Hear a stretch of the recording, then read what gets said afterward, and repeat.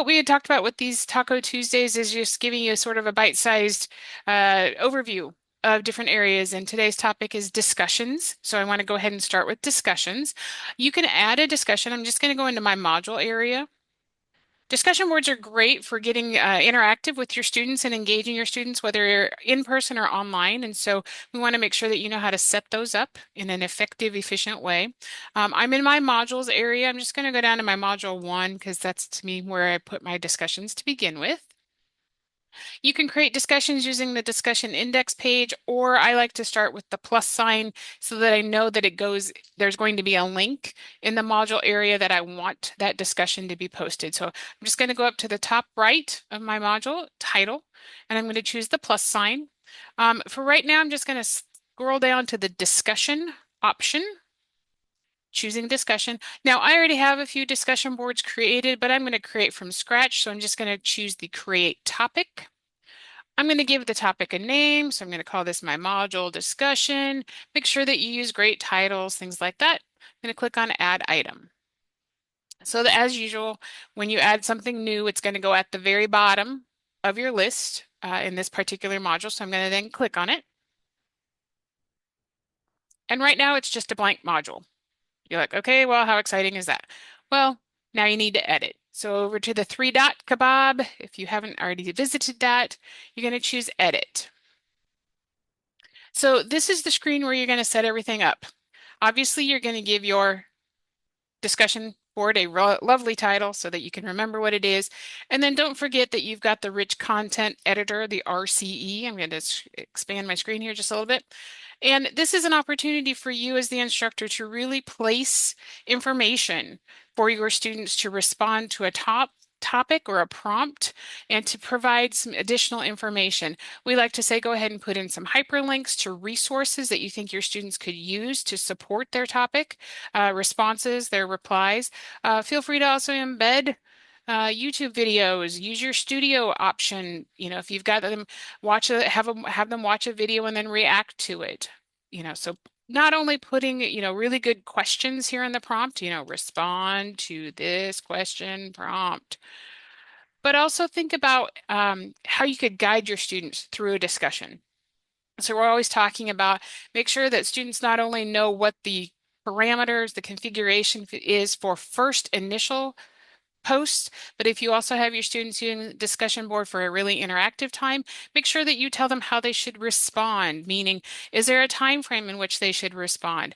Are there parameters for responses? They need to be 250 words. You need to cite your sources, support your perspectives with, links to course materials, or if they're responding to their classmates, make sure that you give them directions, not saying, it's not a great response to say, hey, you go girl, good response. I agree. You want to give them some guidance for that. So make sure that you put all of that information in the text box so that they've got access to respond to the information that you provide to them. Further below, you've got your options. Now, I know that this is a lot of things that people have been looking for as they're making their transition. So the first part is anonymous discussions. Yes, you can set your discussions to be anonymous, meaning that the students' names will not appear to each other. They could appear to just you. You can set those up. You might think about if you've got a topic that has some weight to it that you might not want to have everybody's names appearing, or if students are uncomfortable necessarily with responding with their names, feel free to set those anonymous options.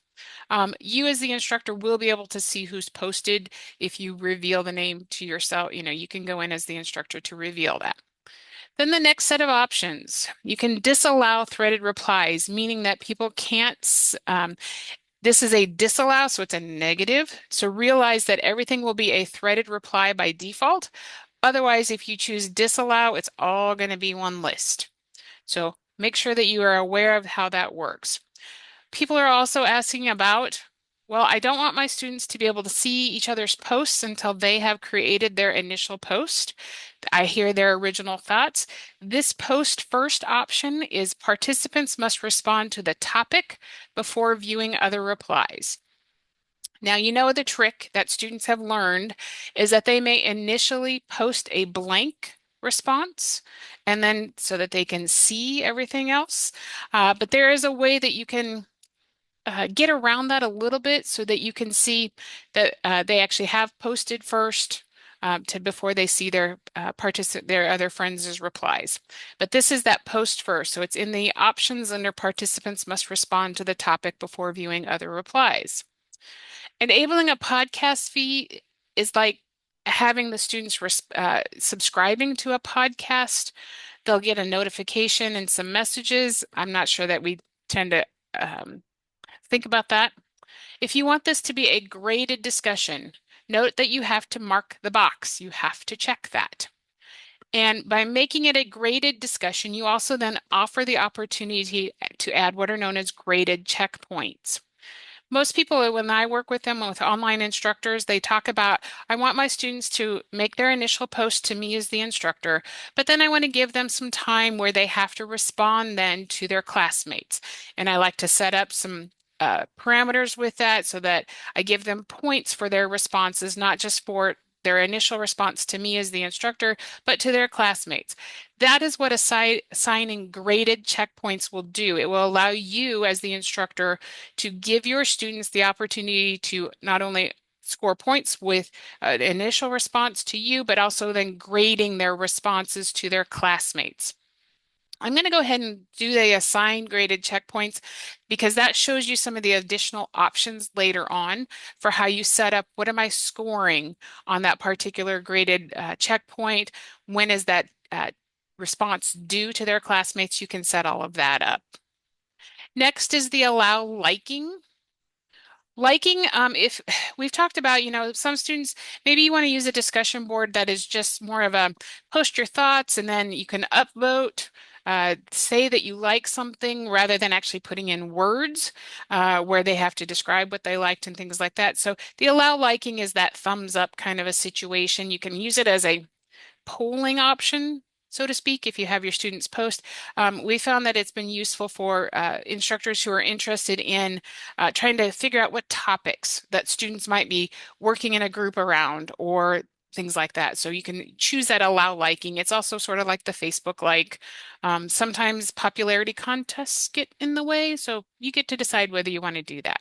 And then you can also assign a group to a discussion, and so you could make this discussion board a group discussion if you'd like. I'll say that you can ask questions in the chat, and if there's anything else that somebody will flag me down if there's anything specific that we'll come back to.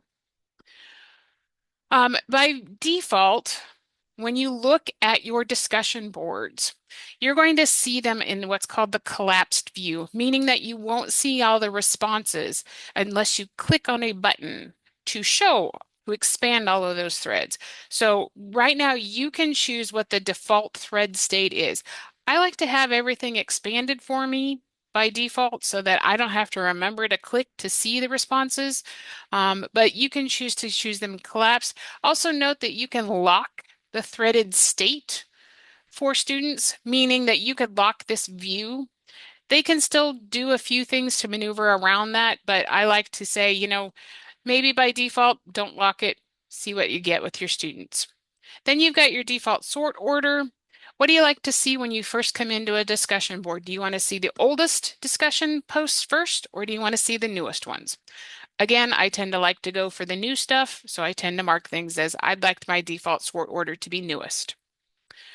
Now comes the part that comes in because I said this was a graded discussion. So again, up at the top under the options, I marked it as graded. Below that, then when my grading options come, right now, this is similar to as an assignment. I am going to display the grade as points. I actually have options.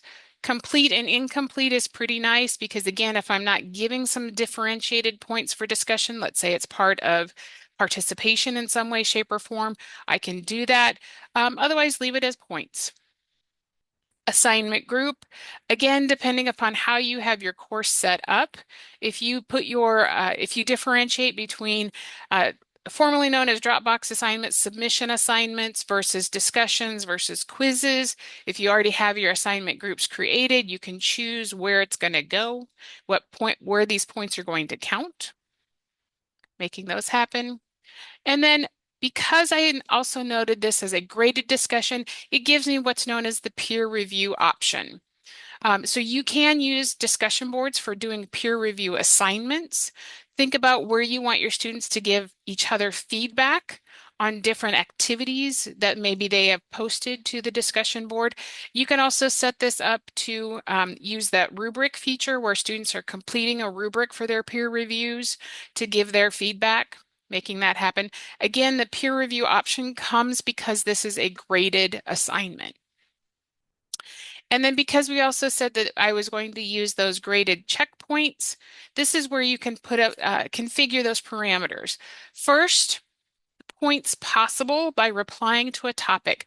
Those are the points I'm going to assign to a student when they first post, when they make their initial response to me as the instructor, to my prompt. So I'm going to say that's worth 5 points. And then I'm going to determine how many additional replies are required. So how many responses to their classmates are we expecting? I'm going to put in 2 because that's usually, I don't want you to just respond to one of your classmates. I want you to talk to many of your classmates, but my minimum is going to be 2. And I just typed in the number, or I can also use the little arrows. If I'm going to assign differentiate points for responses to classmates as opposed to response to me as the instructor, I'm going to say that each additional response is worth 2 points. So again, I'm setting up what is my scoring for this particular piece. So these are the checkpoint settings that come in because I have marked this as a graded discussion with those graded checkpoints. If I just marked it as a graded discussion, it will be just the points that are possible by responding first to my initial prompt as the instructor. So this tells me then that my total points possible for this discussion are 7. You get to decide how many points it's worth. Make it 1,000,000 points. See what happens. And then, of course, at the very end, we have the assignment settings where you can assign, again, this is where you set the availability. You've got the reply to topic. Again, because I have those assignment checkpoints turned on, this is going to be that first initial due date. So maybe my first, you have to respond to my post as the instructor by Monday, end of day. I like end of day. Set that up. There's 11:30. Because I have checkpoints, here's my required. When are my next due dates for those replies to their classmates? I'm going to set that for maybe 2 days later. Again, that gives me an option. The availability, when do I want the link to the discussion to be turned on? And the until is when do I want that link to go away? Things like that. So I'm just going to double check that I've got everything. I've got a title, I've got a discussion prompt. Looks like everything else is set up the way I want it to be. Last thing, of course, is always either save or make sure you save and publish. Save and publish is my friend. It's going to think about it for a minute.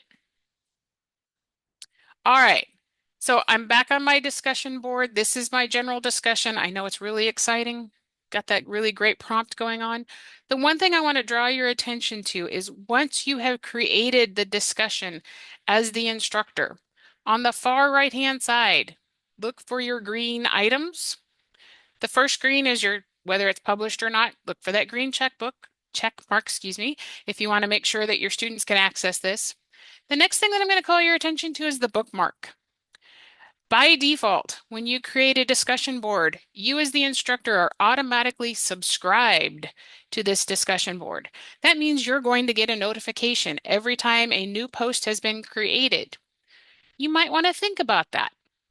You can also set these settings in your account area. Remember, under your notification settings, under your account, how often you get that notification that you have subscribed, that a comment has been made to a discussion board.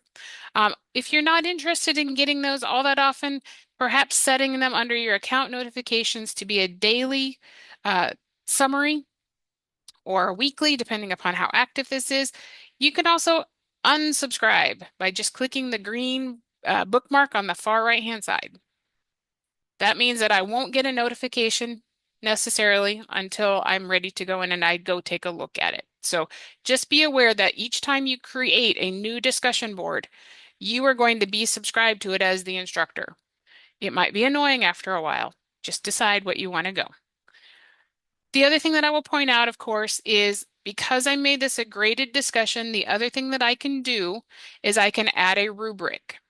Again, when I'm looking at the discussion board, far right-hand side, I'm going to look for the little three-dot kebab menu. And at the very bottom, I can add a rubric. We like rubrics because their ability to easily provide some early feedback to students as well as set those expectations. Note that you can create the rubric or you can find a rubric. I'm going to go ahead and find one that I've already used.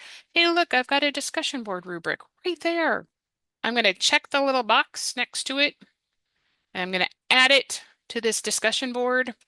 Now, the other thing that you will want to make sure that you do, if you add a rubric, and you want it to be used for scoring, you need to go to the Edit button, the pencil, and make sure that Use this rubric for assignment grading is checked.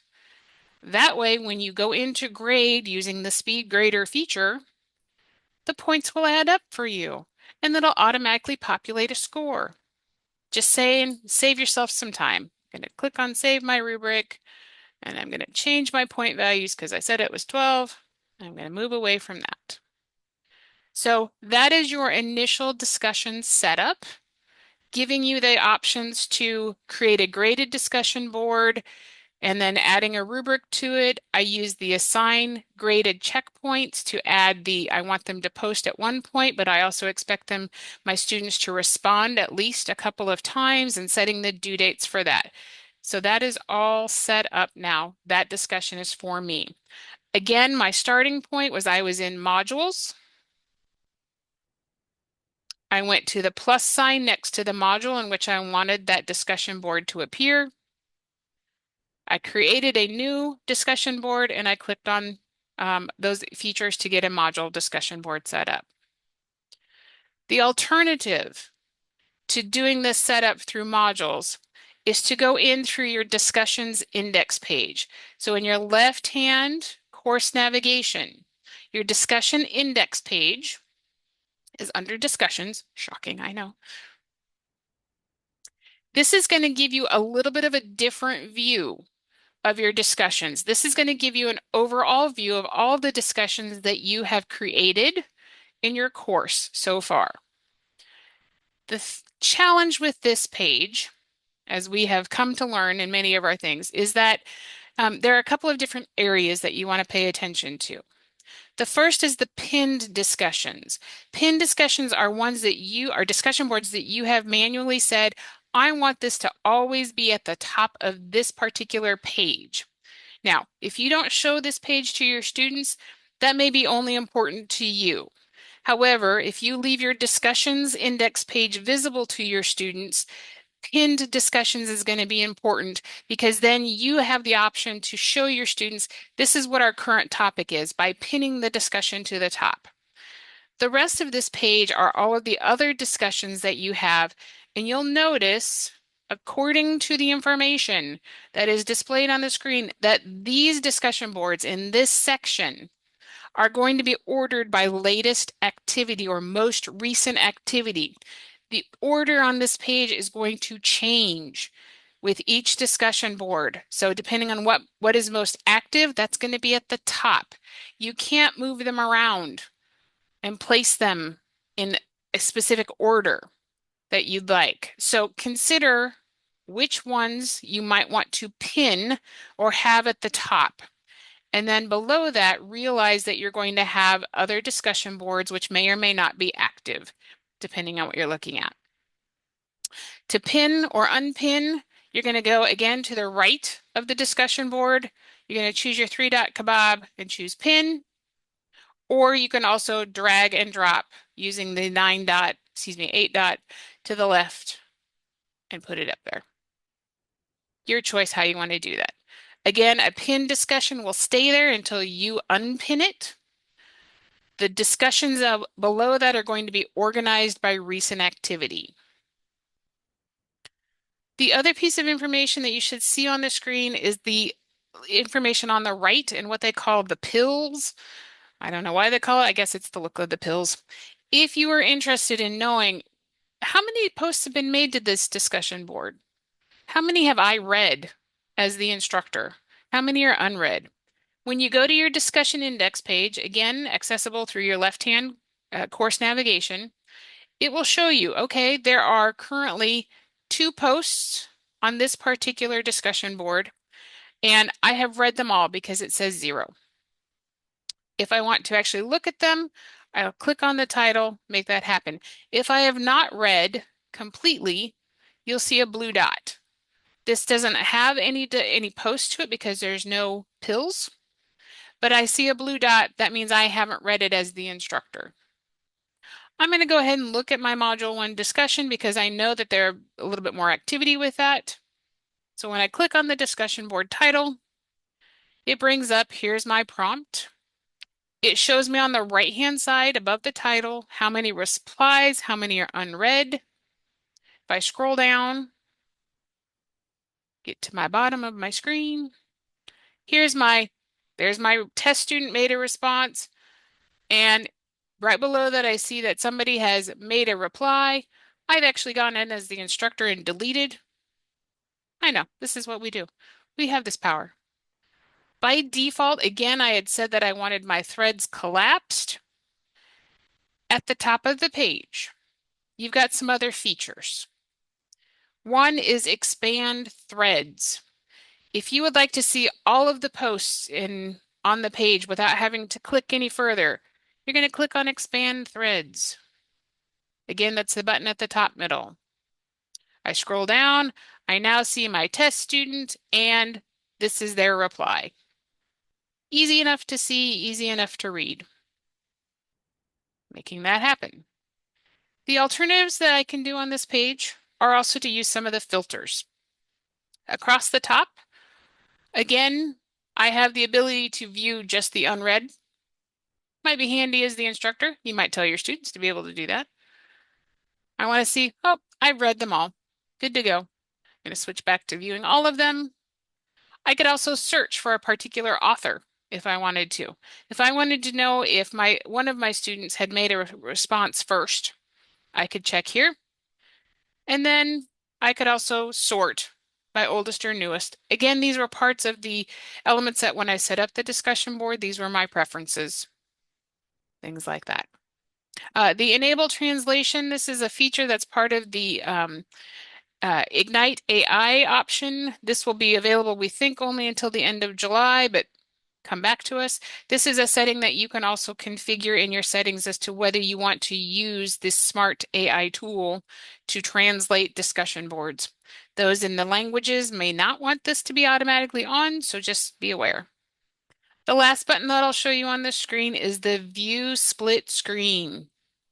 This is really helpful, and I would encourage you to share this with your students about viewing split screen, because what will happen is when you go to reply, the original post to which I am making a response will appear on the right-hand side in that split screen. This can be really helpful for students if they're getting lost in all of the posts. Who am I responding to? What am I responding to?